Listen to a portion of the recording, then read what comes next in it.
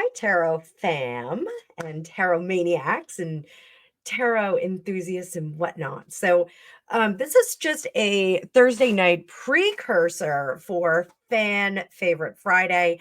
I am starting a new weekly program where on Wednesday, I'm going to ask you guys for some fan favorites ideas for videos, and I'm going to do a whole one single long form video on that topic.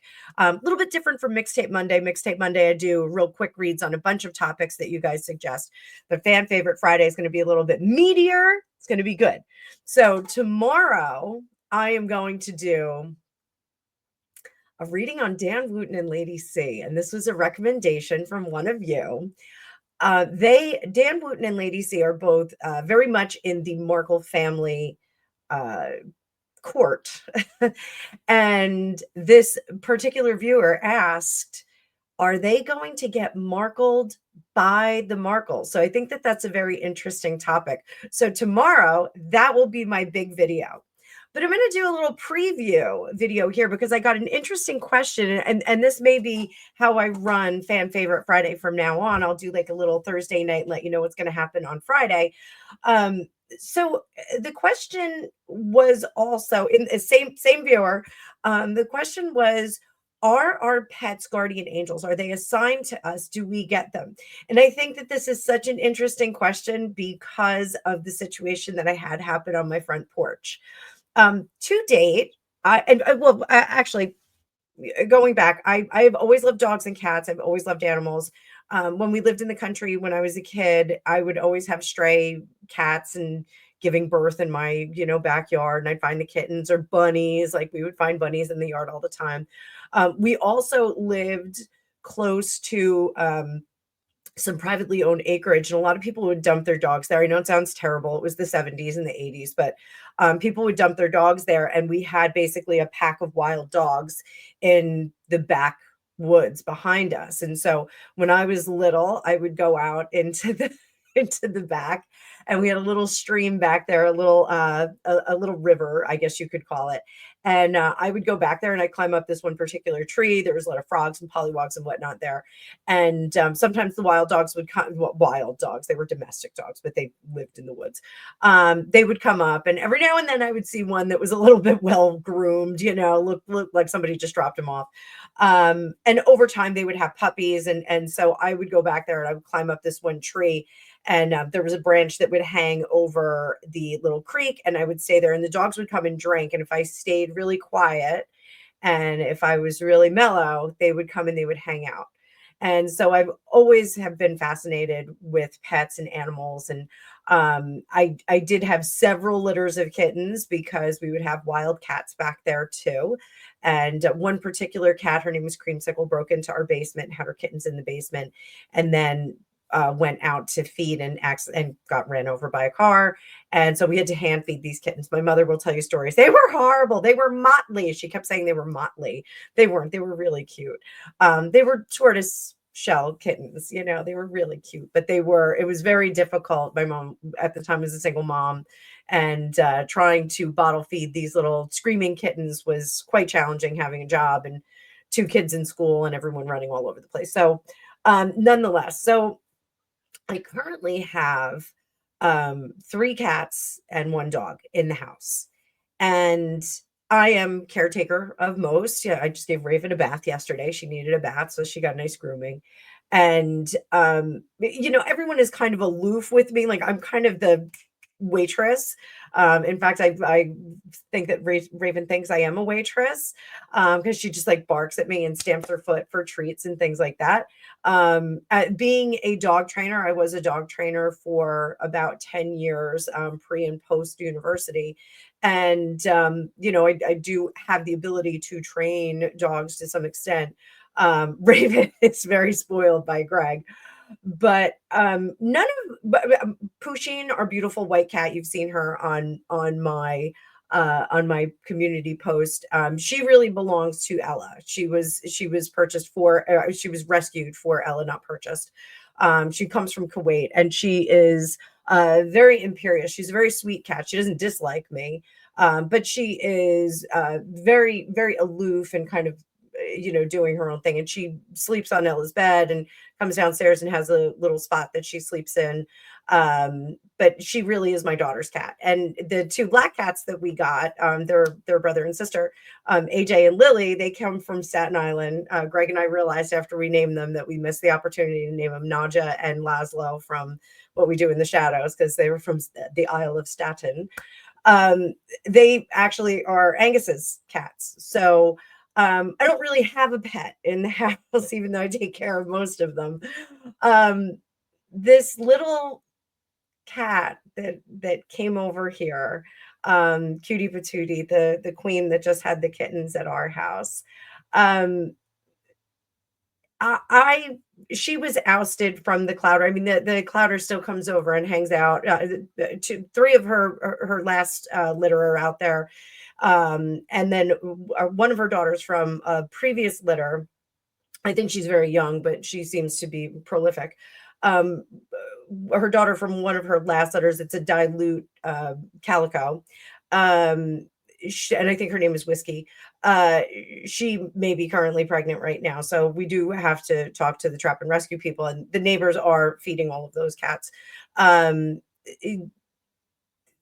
I think it's very strange that Cutie Patootie decided to kind of come over here. Um, she, and I will say this, just a few months ago, she was very wild. She wouldn't come anywhere near me.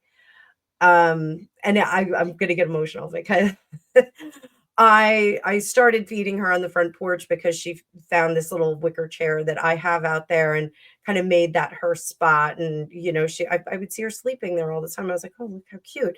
So I started putting food out. Greg was not happy about it, but I started putting food out for her. And I have never had a pet that's quite this attentive to me, and quite this responsive to my efforts. So, at a point in my life right now where I am running a business, I'm running a family. I have parents that are far away. Nieces and nephews are all getting married and expanding their lives, and I've really reduced my social life a great deal. Um, having a little soul that is so dedicated to me, and I'm telling you, she would run right out to the car every time I would come home from wherever she was. If she was out in the woods, she would hear my car and she would come running up. I feel a very strange bond with this cat. Feel a very strange bond. Um, I do think that she was sent over here to give me to fill my cup a little bit. And to really show me how much gratitude she has. When we put her in the lanai with the kittens, the lanai is all screened in. We have a wraparound porch, and the lanai is all screened in, and there's two doors on either side, and then the door to the house. And I really anticipated her clawing her way out of it. I did not think that she was going to stay in there overnight. And my attitude was, well, I tried. We do have hawks, we have coyotes, we have all kinds of giant turkeys here. We have all kinds of neat stuff out in the yard, and I really thought that she was gonna bust right out of there, especially because Raven was coming up to the door and barking. Pusheen was eyeballing her. AJ was like, "Dude," AJ's got a really funny personality. So I think she's my cat now. I think she's mine, and I'm gonna have to make some concessions for her because I don't. We're absolutely going to get her fixed, but I don't think I want her to go back out into the wild. So we're gonna see how this is gonna work. So we can't keep them all. Fortunately, one of the gals at physical therapy said that she was just talking to her daughter about getting a kitten. So she may be interested in the little female kitten, the little tortoiseshell female. I know that we are probably going to keep one of those boy cats. So I'm thinking, depending on how they test, because FIV is a real thing with cats, and our cats are all FIV negative. So I don't want to introduce someone into the house. If they are FIV positive, we'll have to make different arrangements. Um, I think Gandalf is a favorite, but you can't say no to an orange cat, like you just can't. So we're gonna see. We're gonna see what happens. But I think um pets as guardian angels. I don't know if they're so much guardian angels as they are helpers for different parts of our lives. When I was in college, I had a dog named Bandit. Bandit was my technically my second Rottweiler. I had a Rottweiler with another with a boyfriend, and we kind of shared custody. We were not living together, and I loved that little dog, but he was so destructive. And one day that boyfriend, got rid of him, and I was devastated. It was a contributing factor to me breaking up with him. But I went to the pound, and I was so heartbroken, and I just said I really want to get a dog, and I could have a dog at my property that I was renting. And so I went to local humane society, and there was a Saint Bernard, which I was very keen on because of Stephen King. And there was a Rottweiler that was kind of a miniature sized one. And I said, well, I'm a big Stephen King fan. I think I'm going to get this Saint Bernard, and he was an adolescent, and I'm really glad I didn't, because I don't know if I'm a Saint Bernard person, but so I went over to him and I said, "Hey," said his name, and the dog lifted his leg and tried to pee on me, and I said, "Okay, not you." And I went over to this Rottweiler who looked like a melted candle. He just was like kind of slumped up against the chain, and the chain link fence, and he just looked so sad. And I saw his name on the card. It said Bandit, and they had like the little newspaper printing. I still have the little newspaper print of him, because they used to do that. They would put them in the newspaper and see if people would adopt them. And I said, "All right, Bandit." I said, "You look like you got some issues, but if you want to come home with me, you got to show me something." And with that, he backed off the fence and jumped up into the air and jumped back down. Never did anything like that for the rest of his life. But I said, "Okay, all right, so let's do this." So packed up Bandit, and Bandit had some medical issues that needed to be dealt with, and I was very fortunate. The vet that I went to gave me a tremendous discount on a couple of surgeries that he needed to have done. And he was my ride or die dog. He I'm going to get emotional. I'm going to get emotional about all my dogs. Like, see, he went everywhere with me. He had a seatbelt. I had a convertible at the time. He sat in the front seat, just hung out. It was like totally cool. Listened to loud music. He was really, really an amazing dog. I would take him up into the city. I was dating a guy in the city. We would stay at his place. It was in Park and 20, and Debbie Harry had a place in his building, and she knew my dog's name, which was awesome. Like, going in the elevator, she'd be like, "Hey, Bandit, what's up?" Oh my God, it's Debbie Harry. So he went back and forth to California with me 7 times. He lived in Lake Tahoe. He was the family that I didn't have while I was in college, because all of my siblings were married. They were, building their families. My parents were off doing their own thing. They were retired. They were traveling. They were working on my dad's yacht business. And I really was kind of a puzzle piece that didn't fit at that point. I had like 2 jobs, and I was going to school at the same time, and it was I was going to concerts. I was having a great time, socially. And really, Bandit was like the family member that I lived with. He was my buddy. I would bring him to class with me, and at my university, I had a few professors that were cool with him coming in, because he was a chill dog. He would just come in and lay down. He wasn't a giant, scary dog at all.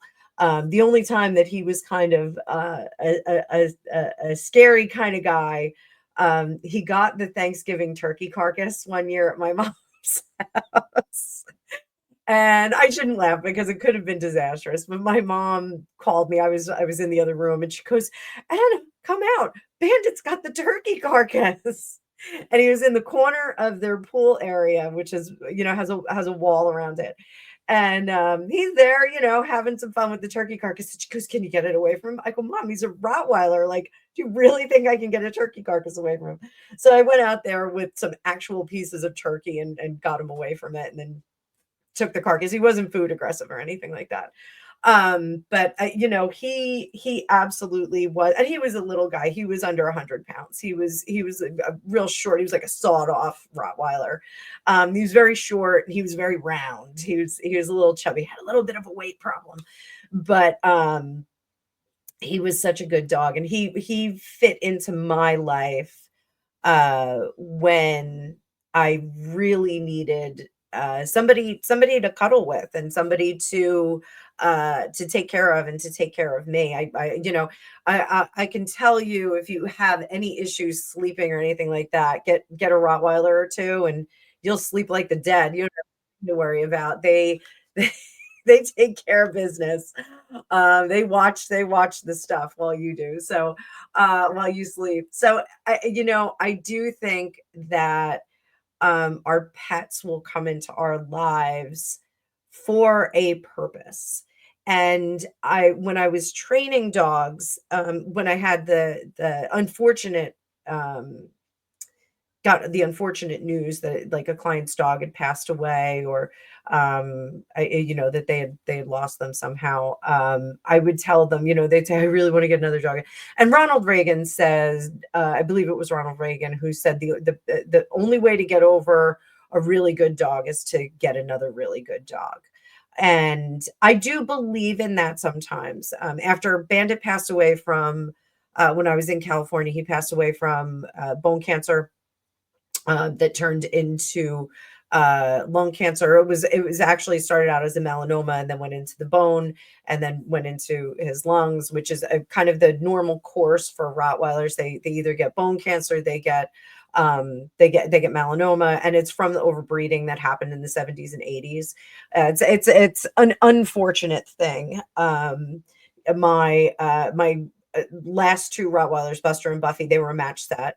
They both died of bone cancer. So you have to kind of expect it. Bandit lived to be 13.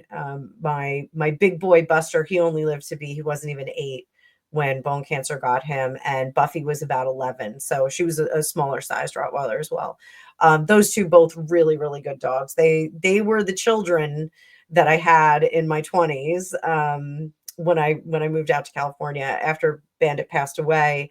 I was heartbroken. I was absolutely devastated. I went to bereavement counseling. I was a disaster, and the dog went everywhere with me. He was on tour with us. He was, he just went everywhere. He was an all-purpose dog.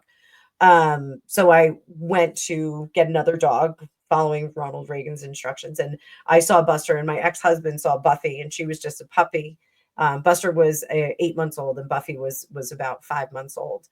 And he was like, "I love her," and I was like, "Well, I love him," and I was like, "Well, I guess we're getting both." So they made an arrangement so that we could adopt both dogs, and that was Pasadena Humane Society. Wonderful, wonderful organization over there. Bandit I had gotten from the Tinton Falls Humane Society here in New Jersey. Great, great organization. So I do think that they come into our lives to serve a purpose, and sometimes we shouldn't force that. And that's the point that I was getting to. Sometimes the best dogs find us, and I think in this situation, I'm gonna get emotional with Cutie Patootie. I think she found me, and I hope. I had a talk with her last night. I was out on the porch with her, and I told her I was so proud of her for being tolerant of the human interference in her parenting. And she has been incredible. She has really been, she's adapted very well. She used the litter box that I put out there on the first night. I told her I was so proud of her. She's been tolerant of Raven coming up, and to Raven's credit, Raven's been really good too. When she barks at her on the other side of the French doors, I tell her, no, sit. And she usually sits down. She's a little bit of a smug look, but she does sit down. The other cats have been very curious. Lily finally came downstairs and was peeking out last night. Lily is extremely shy. She's an extremely shy cat. She just likes to be in her spot and she likes to be very chill and very quiet. And she just kind of leaves it at that. So she cuddles with Angus at night. But she's not, when we have people over, AJ and Pusheen will come down, but Lily won't. She'll come down after everybody's gone late at night. If I'm sitting there reading on the couch, she'll kind of tra la la in. But I think we have a lot. Our house is full right now. Our house is full of pets. A little too full, but full nonetheless. But I do think that they come in, and my relationship with Cutie Patootie is very reciprocal. I do think there's a lot of predators out there, and Orange Julius, the big Tom, has been walking around the outside of the porch, and I just see Cutie Patootie as very relaxed right now. She certainly seems much more relaxed. She's eating at leisure. She's not wolfing her food down and running away back to the kittens when they were under the tarp.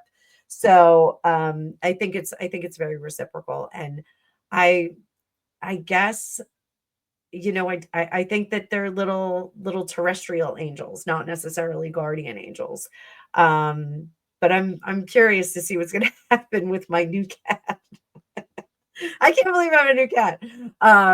But when and I like I said, I had a conversation with her last night, and she's like, looks right at me, and when I come out, she's very, very happy to see me. She runs right at me. And the other night I was going in and she grabbed onto my leg and I was like, oh, honey, it's like 11 o'clock. I got to go in.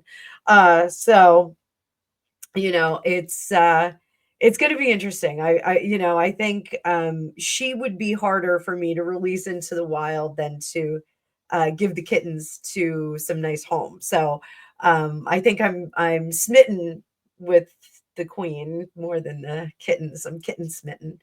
But so that's what I have to say about that. So this was a prep for fan favorite Friday.